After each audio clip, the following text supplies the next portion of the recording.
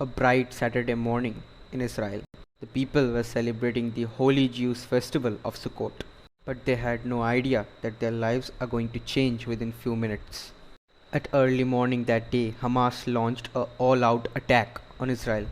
They fired more than 5,000 missiles and killed hundreds of civilians in Israel. A bright day of festival became the biggest nightmare for the Israeli people.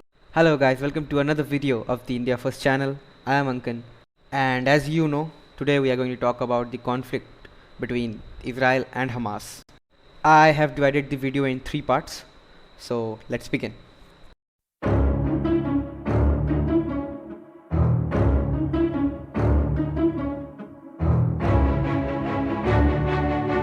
So in the first part, we will see how the attack was executed and was it a real failure of Mossad.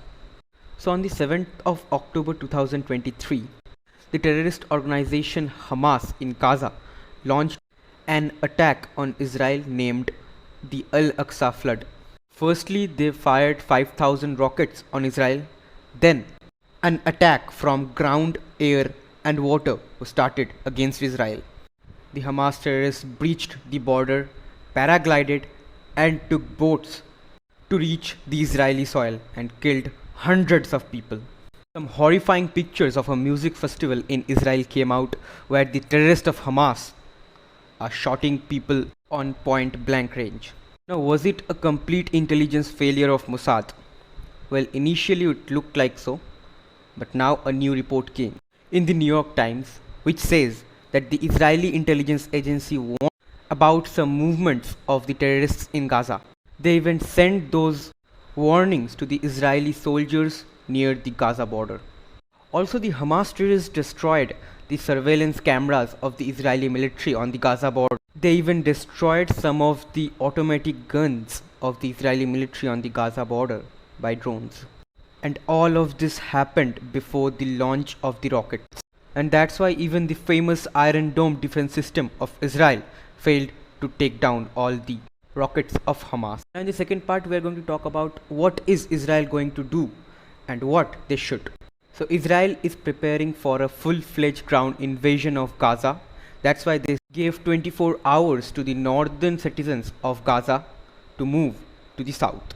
But due to some bad weather conditions, the plan hasn't executed yet. Though they are continuously bombing the Gaza Strip. Hamas is calling this Israeli warning a fake propaganda, and more than 40,000 terrorists of Hamas are waiting for the Israeli army. Now coming to what Israel should do in this situation. Look, Hamas has more than 150 hostages, including foreigners, in secret locations all over the Gaza Strip. If anything happens to the hostages, Israel could come under big pressure. For this reason, including US, various Western countries suggested Israel that a ground invasion on Gaza will be a very tricky option. Now, I think Israel has one of the best special forces in form of Sarat Matkal Command, so they could launch a secret operation with the help of Mossad to rescue the hostages from Gaza like they did in Uganda under the Operation Thunderbolt. But again, time is a very big player in this game and Israel have to take quick decisions right now. Coming to the third and the last part, who are the stakeholders in this war and what are their roles? We know about Israel and Hamas, they are the direct parties in this war. Other than them, there are many stakeholders. We will come one by one. Firstly, Iran. Iran is the biggest supporter of Hamas. They have provided weapons to Hamas and even they gave training to the Hamas terrorists. They also warned Israel about the consequences of the ground invasion.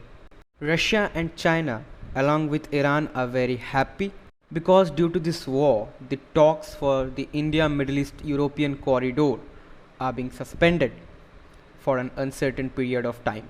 Now in the Middle East, there could be a 3-front war in front of Israel because of Hezbollah and Syria. Whereas the UAE condemned the attack on Israel, US and the West are constantly backing Israel, whereas Turkey, Egypt, Qatar and many more are willing to become the mediator of the peace talks between the parties.